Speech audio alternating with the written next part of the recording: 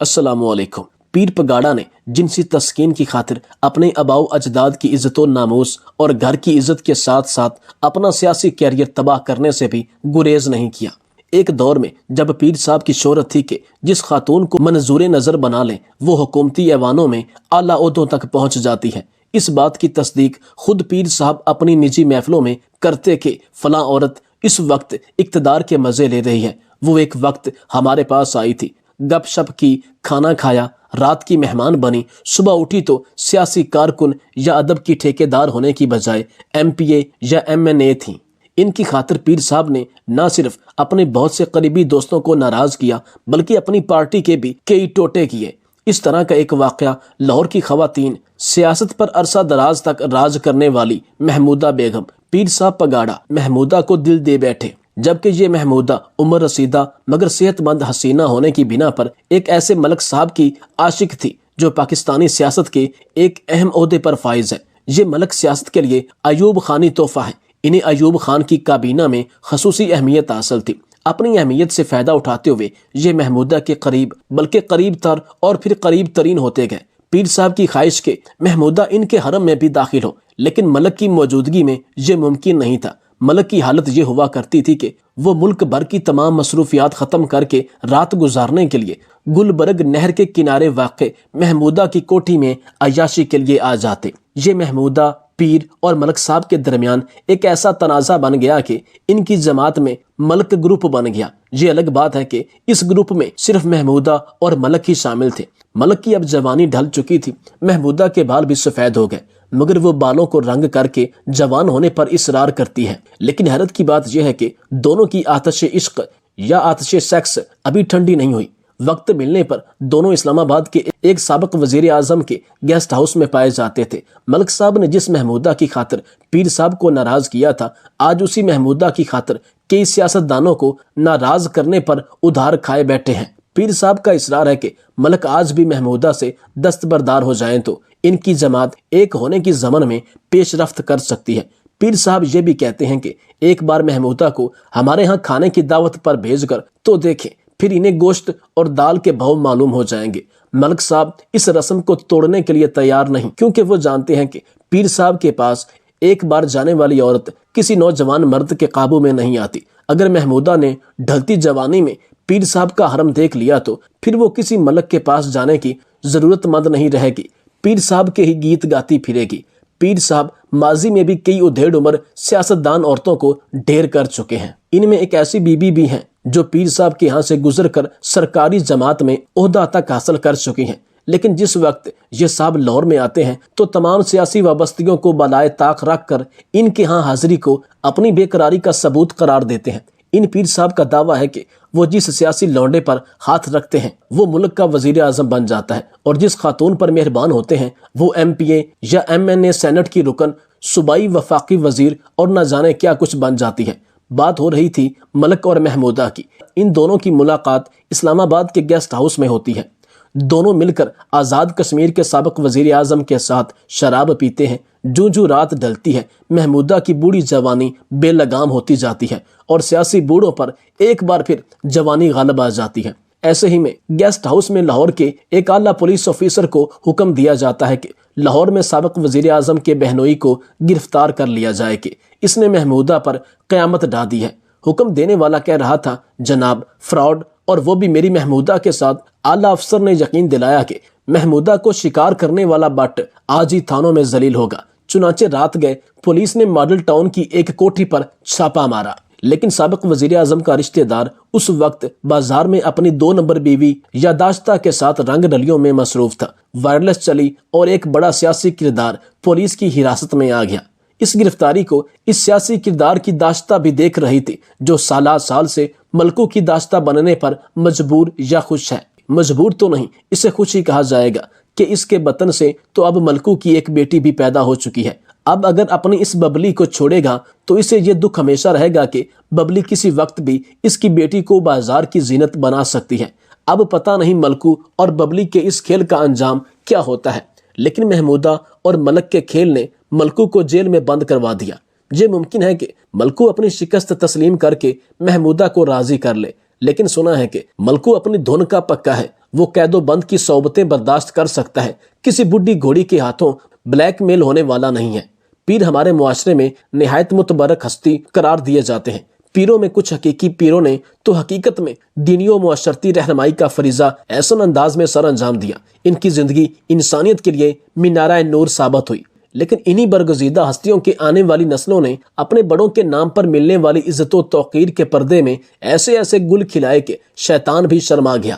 اکاڑا کے ایک نواحی گاؤں میں ایک پیر صاحب اپنے مرید کے گھر تشریف لے گئے اور رات بسر کرنے کا اندیا دیا۔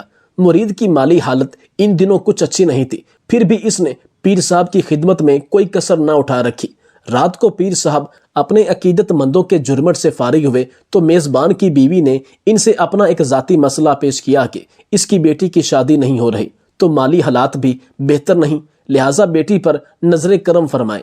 پیر صاحب نے بیٹی کو بلوانے کا کہا۔ گاؤں کے پرفضا ماحول میں پلی بڑی خوب روح حسینہ جب پیر صاحب کے سامنے آئی تو پیر صاحب کی شریانوں میں شیطانی زہر انگڑائیاں لینے لگا۔ انہوں نے مریدنی سے کہا کہ اس کے لیے خصوصی وظیفہ کرنا پڑے گا اور میرا خیال ہے کہ یہ کار خیر آج رات ہی کر لیا جائے۔ گھر والے پیر صاحب کی اس مہربانی پر پھولے نہ سمائے اور پوچھا کیا کرنا ہوگا۔ پیر صاحب نے کہا تم لوگ جاؤ، اسے یہیں کمرے میں چھوڑ دو۔ لڑکی کے ماں باپ اور دیگر گھر والے فوراً کمرے سے باہر چلے گئے۔ پیر صاحب نے کمرہ بند کر دیا اور پھر پیر صاحب ساری رات اس نوخیز کلی کو پھول بنانے کا وظیفہ کرتے رہے۔ اس طرح کے شرمناک واقعات صرف چھوٹے موٹے پیروں کے ساتھ ہی نہیں بلکہ بڑی بڑی گدیوں اور خانزادوں کے ساتھ وابستہ ہیں۔ صرف طریقہ واردات بدل دیا جاتا ہے۔ پیروں کے خانوادے میں حوروں کے روحانی پیشوا اور آمروں کے پسندیدہ سیاسی پیر پگاڑا کسی تعارف کے محتاج نہیں، اور عقیدت مند ان کو بڑی عزت کی نگاہ سے دیکھتے ہیں۔ ان کے عقیدت مندوں کے نزدیک تو پیر صاحب کا کسی حسینہ پر مہربان ہو جانا اس کی خوش قسمتی کا باعث سمجھا جاتا ہے۔ حالانکہ یہ پیر سیاسی حلقوں میں بابائے سیکسولوجسٹ کی حیثیت سے خصوصی شہرت رکھتے ہیں۔ انہوں نے کئی بار صرف حسیناؤں کی خاطر اپنی پارٹی کے ٹوٹے کیے ہیں، جبکہ دوسری طرف ان کے والد گرامی نے جہاں علم و ہدایت کے سرچشموں سے سندھ کو سیراب کیا، وہاں انگریز سرکار کے خلاف باقاعدہ عملی جدوجہد میں بڑھ چڑھ کر حصہ لیا اور جام شہادت نوش کیا۔ یہ ان کے بزرگوں کی دین اسلام سے محبت تھی، جس کا اجر آج بھی ان کا خانوادہ وصول کر رہا ہے۔ ان کے مریدے جنہیں حر کہا جاتا ہے آج بھی پیر صاحب کے لیے جانوں کا نذرانہ ہتھیلی پر لیے پھرتے ہیں، لیکن پیر پگاڑا کا نام ان کے بزرگوں کی عزت و ناموس کے لیے قلم کا ٹیکا بن چکا ہے۔ پیر صاحب کی کشف و کرامات کا سلسلہ صرف ان تک ہی محدود نہیں رہا، بلکہ یہ روحانی کیفیت ان کی اگلی نسلوں میں بھی بدرجہ اتم شامل رہی، جبکہ پیر صاحب نے اپنے خاندان کو بھی نہیں بخشا۔ پیر صاحب کے کالے کرتوتوں سے پردہ اٹھاتے ہوئے ان کے اپنے فرزند پیر گوہر علی راشدی نے الزام لگایا کہ پیر پگاڑا کے اپنے بہو سے ناجائز تعلقات ہیں۔ یہ بات گھر کی چار دیواری تک ہی محدود نہ رہی بلکہ عدالت کے کٹہرے میں بھی اس کی گونج سنائی دی۔ پیر علی گوہر راشدی نے کہا کہ جو عورت صبح 5 بجے گھر آئے اور 3 بجے سپہر ناشتہ کرے، وہ بھلا بچوں کا کیا خیال کر سکتی ہے؟ میرے موسیٰ اور عیسیٰ 2 سال سکول میں فیل ہوئے، وہ پڑھائی میں بہت پیچھے رہ گئے ہیں کیونکہ انہیں ماں کی مناسب توجہ نہیں مل رہی، جبکہ بچوں کی ماں کو فیشن شوز سے فرصت نہیں ملتی۔ سر شام ہی گھر پر پیپل پارٹی اور مسلم لیگیوں کا جشن شروع ہو جاتا ہے۔ گھر میں بوتیک کے نام سے 2 نمبر کاروبار کھول رکھا ہے اور میں خود اس کا چشمدید گواہ ہوں، اور میرے پاس تمام ثبوت اور ویڈیوز موجود ہیں۔ پیر علی گوہر راشدی نے کہا میری قسمت میں اس دن ہی زہر گھول دیا گیا تھا جب میری شادی آمسا قمر سے طے پائی تھی۔ نواب زادہ کی بہن اپنی بیٹی سے میری شادی کرنا چاہتی تھی، مگر وہ 200 کلو سے زیادہ بھاری ہیں، لہٰذا میں نے انکار کر دیا۔ لہٰذا انہوں نے میرا رشتہ اپنی ہمسائی آمسا قمر سے طے کر دیا۔ میرے والدین اس رشتے سے بہت خوش تھے، جبکہ میں خوش نہیں تھا اور میں نے بیوی کو دیکھا تک نہیں تھا۔ شادی کی پہلی رات آمسا کو مرگی کا دورہ پڑ گیا۔ گھبراہٹ میں کچھ سجائی نہیں دیا، آخر جوتا سونگھایا تو اسے ہوش آیا۔ ساری رات جاگ کر گزاری کہ اللہ یہ میرے ساتھ کیا ہوا۔ اگلے روز والد صاحب کو شکایت کی، مگر انہوں نے میری ایک نہ سنی اور پھر تواتر کے ساتھ ایسا ہوتا رہا۔ میں ماں سے اکثر کہتا ماں آپ نے میرے ساتھ زیادتی کی ہے، مرگی کی مریضہ سے میری شادی کر دی، مگر ماں سب سے زیادہ اسے چاہتی تھی۔ ماں کہتی بیٹا ایسی بیوی تمہیں کہیں نہیں ملے گی۔ میں کہتا ماں اگر اسے باورچی خانے میں کھانا بناتے ہوئے یا باتھ روم میں مرگی کا دورہ پڑ گیا تو کیا ہوگا؟ تو ماں کہتی کہ اس کے لیے بہت سارے نوکر ہیں، تم فکر مت کرو۔ ماں نے اس کی حمایت کی، اس پر بھروسہ کیا، لیکن افسوس یہ ناگن میری ماں کو ڈسنے سے بھی باز نہ آئی۔ بڑھاپے میں اس کو ایسا دکھ دیا جس کا مداوع ممکن نہیں ہے۔ علی گوہر راشدی نے بتایا کہ میں اپنی شرافت میں لٹ گیا ہوں۔ مجھے میری بیوی نے ہمیشہ بے وقوف بنایا۔ میرے پاس کینگری ہاؤس کراچی میں بہت کم عرصہ رہی، علاج کے بہانے لاہور میں ٹکی رہتی، اور اگر کبھی 6 ماہ بعد کراچی آتی تو اسے دورے پڑنے شروع ہو جاتے۔ میرے پاس اس کی مرگی کی سب رپورٹیں موجود ہیں جس کا میں ثبوت پیش کر سکتا ہوں۔ ایک مرتبہ میں اور آسمہ قمر جہاز میں کراچی جا رہے تھے تو فرسٹ کلاس میں بیٹھے ہوئے تھے، وہاں محترمہ کو دورہ پڑ گیا۔ مجھے مصیبت پڑ گئی کہ کیا کروں، وہاں دوسرے مسافر اکٹھے ہو گئے، سب مسافر بھی گھبرا گئے۔ فوراً فرسٹ ایڈ دی، مگر مجھے معلوم تھا کہ صرف جوتا سنگھانے سے ہی یہ مسئلہ حل ہوگا۔ بہت شرمندگی کے ساتھ میں نے گندا جوتا بیگ میں سے نکال کر اس کو سنگھایا تو وہ ہوش میں آئی۔ مجھے کہاں کہاں شرمندگیاں اٹھانی پڑی ہیں میں بتا نہیں سکتا۔ سارا جہاز اس کی ان حرکتوں سے واقف ہے۔ مرگی کے دورے میں وہ ایسی الٹی سیدھی حرکتیں کرتی ہیں، کئی مرتبہ ناک، کان اور زبان پر چوٹیں آئی ہیں۔ آپ اس کی زبان دیکھ لیں، جگہ جگہ سے کٹ چکی ہے، ناک پر چوٹیں آئیں، اور بدنام میں ہو گیا کہ علی گوہر نے پیٹا ہے، جبکہ وہ مرگی کے دورے سے عجیب عجیب حرکتیں تڑپ تڑپ کر ہاتھ پاؤں مارتی۔ کھڑے ہونے کی کوشش میں کئی مرتبہ چوٹیں آئیں۔ دیکھنے والا بھی کہتا ہے کہ اس کی پٹائی ہوئی ہے، مگر ڈاکٹروں کو معلوم ہوتا ہے کہ اس کو مرگی کا دورہ پڑا ہے۔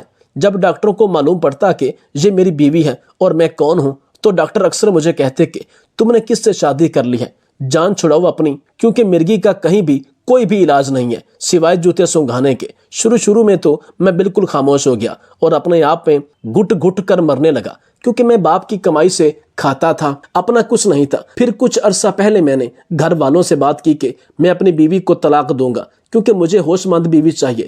لہٰذا والدین نے مجھے اس کی اجازت دے دی۔ کھگا صاحب کو معلوم پڑا تو انہوں نے کہا آپ دوسری شادی کر لیں مگر اس کو طلاق مت دے۔ لہٰذا میں نے نہ صرف اس کو علیحدہ ڈیفینس میں گھر لے کر دیا بلکہ اس کے نام ٹرانسفر بھی کر دیا اور بچوں کے نام جائیداد بھی لکھ دی، اتنی جائیداد کہ خود ان کا خاندان سوچ نہیں سکتا۔ میں بچوں کو باقاعدگی کے ساتھ 30,000 خرچ دیتا رہا تاکہ ان کی تعلیم جاری رہے، مگر مجھ سے علیحدہ رہنے پر بچوں کا بیڑا غرق ہو گیا۔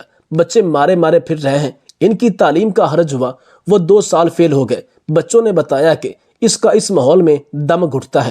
ماں صبح 5 بجے گھر آتی ہے اور 2 بجے تک سوتی ہے، پھر شام کو گھر پر سیاسی لوگوں کا میلہ لگ جاتا ہے۔